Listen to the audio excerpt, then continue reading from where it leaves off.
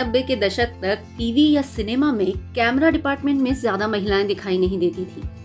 मुझे याद है कि जब मैंने टीवी एंकरिंग शुरू की थी तो कोई भी प्रोडक्शन हाउस हो, वहां कभी कैमरा क्रू में कोई लेडी नहीं होती थी, क्योंकि आमतौर पर प्रोफेशनल शूटिंग कैमरा और इक्विपमेंट्स बहुत भारी होते हैं। शूट करते हुए उन्हें कंधे पर उठाकर स्मूथली चलना लड़कों के लिए भी कभी कभी मुश्किल होता है, इसीलिए महिलाओं के लिए इस काम को मुनासिब नहीं समझा जाता।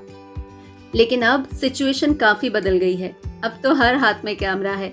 एक तो प्रोफेशनल कैमरा भी लाइट वेट आने लगे हैं, दूसरा लड़कियां भी ज्यादा स्ट्रॉन्ग, ज्यादा लिबरल और अपने करियर को लेकर ज्यादा फोकस्ड हैं। इसीलिए अब इस फील्ड में भी महिलाएं लगातार आगे बढ़ रही हैं। हाँ, अभी भी मीडिया की बाकी फील्ड्स के मुकाबले में नंबर्स थोड़े कम हैं।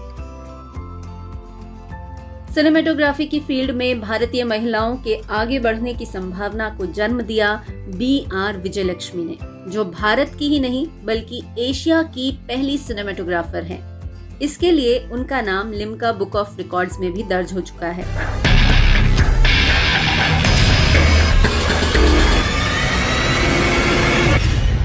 BR Vijayalakshmi legendary actor, director and producer BR पुंथलू की बेटी हैं।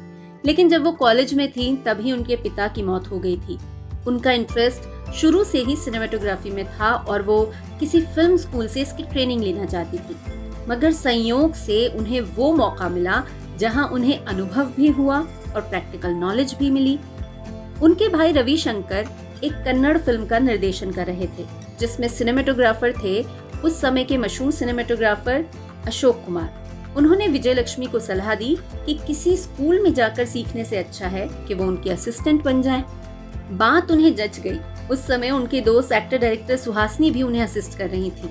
तो विजयलक्ष्मी भी उस मैदान में उतर गईं जहां हीरोइन वाला आराम और ग्लैमर नहीं था, बस मेहनत थी, जो एक लड़की होने की वजह से डबल हो गई थी। क्योंकि जैसा कि मैंने पहले कहा कि ये काम क्रिएटिविटी के साथ साथ फिजिकल लेबर भी डिमांड करता है। विजयलक्ष्मी ने जब शुरुआत की थी तो उन्हें सिनेमेटोग्राफी के बारे में कुछ पता नहीं था, इसीलिए 1 साल बहुत मुश्किल हुई। मगर जब आप में जुनून होता है तो मुश्किलों में भी रास्ता निकल ही आता है। उन्होंने अशोक कुमार को असिस्ट करने के साथ साथ सिनेमेटोग्राफी से जुड़ी किताबें पढ़ना शुरू किया। जैसे जैसे समझ बढ़ी, इंटरेस्ट भी बढ़ने लगा और फिर करीब 4.5 साल उन्होंने अशोक कुमार की सहायक के रूप में काम किया।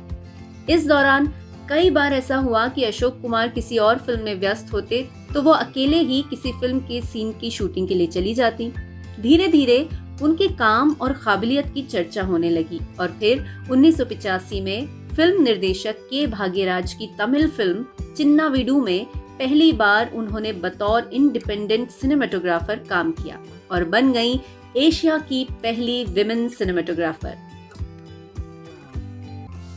1985 से 1995 तक BR विजयलक्ष्मी ने बतौर कैमरा वुमन करीब 22 फिल्में की। साथ साथ लेखन में रुचि हुई तो स्क्रिप्ट्स भी लिखना शुरू किया। 1992 में आई संगीत सिवन की मलयालम फिल्म डैडी की कहानी और स्क्रिप्ट उन्होंने ही लिखी थी। उनकी एक स्क्रिप्ट पढ़ने के बाद निर्माताओं ने उन्हें उन्हीं की स्क्रिप्ट पर फिल्म बनाने का ऑफर दिया और जाहिर है उन्होंने स्वीकार कर लिया और इस तरह 1995 में आई तमिल फिल्म पट्टू पड़ावा उनकी डायरेक्टोरियल डेब्यू बन गई, जिसमें कैमरा भी उन्होंने ही हैंडल किया था। इस फिल्म को समीक्षकों ने काफी पसंद किया और फिर 1996 के international film festival of India में इस फिल्म की स्क्रीनिंग भी हुई। BR विजयलक्ष्मी ने साउंड रिकॉर्डिस्ट और non linear editing expert Sunil Kumar से शादी की और जब बेटे का जन्म हुआ तो सिनेमा छोड़कर टीवी की दुनिया में आ गई। दूरदर्शन के लिए वासंथम कॉलोनी नाम का सीरियल बनाया जो बहुत पसंद किया गया और फिर सिलसिला आगे बढ़ता ही गया। पहले उन्होंने दूसरों के लिए सीरियल बनाए, फिर अपने टीवी धारावाहिकों का प्रोडक्शन शुरू किया। उन्होंने सभी दक्षिण भारतीय भाषाओं में सभी जॉनर के सीरियल्स बनाए हैं। तमिल में computer graphics mixed TV shows बनाने वाली भी वो पहली प्रोड्यूसर हैं। BR विजयलक्ष्मी को एक्टिंग के ऑफर्स भी आए थे, पर एक्टिंग से ज्यादा उन्हें टेक्नोलॉजी ने अट्रैक्ट किया।